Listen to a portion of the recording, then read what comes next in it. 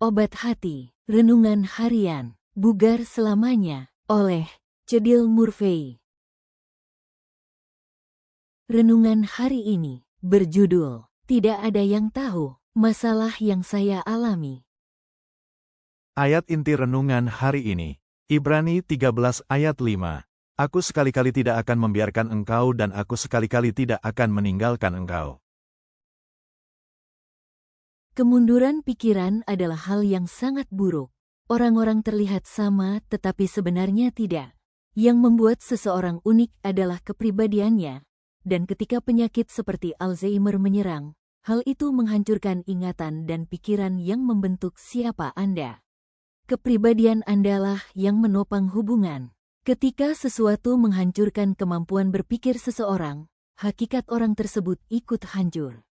Orang tersebut tetap harus dirawat dengan penuh kasih, tetapi dia tidak bisa membalasnya. Itu sebabnya merawat anggota keluarga yang berpenyakit Alzheimer sangat menguras tenaga. Ketika penyakit ini berkembang, itu lebih merupakan hubungan satu arah, para pengasuh memberi tetapi tidak ada pengakuan atas upaya-upaya mereka. Tommy adalah orang pertama yang saya temui yang didiagnosis menderita penyakit Alzheimer. Istrinya, Betty, kerap bercerita tentang rasa kesepian menjadi pengasuhnya. Beberapa bulan sebelum kematian Tommy, dia menulis, "Saya merasa sangat sendirian. Tommy menuntut seluruh waktu dan kekuatan saya. Saya tidak mengeluh tentang hal itu. Saya mencintainya, dan saya akan tetap bersamanya, baik atau buruk keadaannya. Saya tahu dia akan melakukan hal yang sama untuk saya. Namun saya merasa tidak ada seorang pun yang memahami apa yang saya alami. Bahkan anak-anak tidak cukup berada di sini untuk melihat bagaimana itu merupakan sesuatu yang menguras dan menuntut. Lebih daripada itu, mereka tidak dapat memahami dunia terisolasi tempat di mana saya tinggal. Saya tidak pernah bisa pergi kemanapun. Hari ini saya sangat lemah. Saya berdiri di wastafel, dan air mata mengalir. Hanya kemudian saya menyadari ada radio di latar. Radio itu memainkan lagu rohani yang belum pernah saya dengar sejak saya masih di sekolah.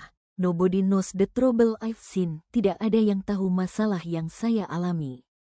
Saya mulai ikut bernyanyi. Saat saya hanyut pada kata-kata yang sudah lama terlupakan itu, saya merasa dikuatkan dengan kesadaran bahwa tidak ada seorang pun yang tahu, kecuali Yesus. Setelah lagunya selesai, saya berpikir, itu benar. Tidak ada yang tahu masalah yang sedang saya alami kecuali Yesus. Saat kedamaian menyelimuti saya, terkadang saya memahami bahwa kita semua harus menanggung sebagian dari rasa sakit kita secara pribadi.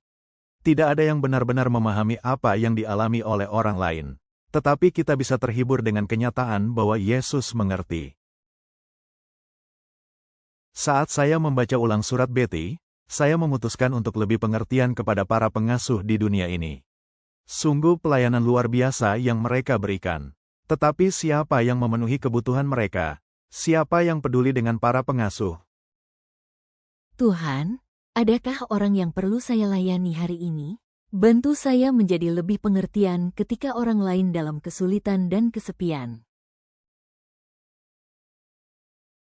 Kesimpulan, Tuhan sering memakai kita sebagai jawaban doa bagi orang lain.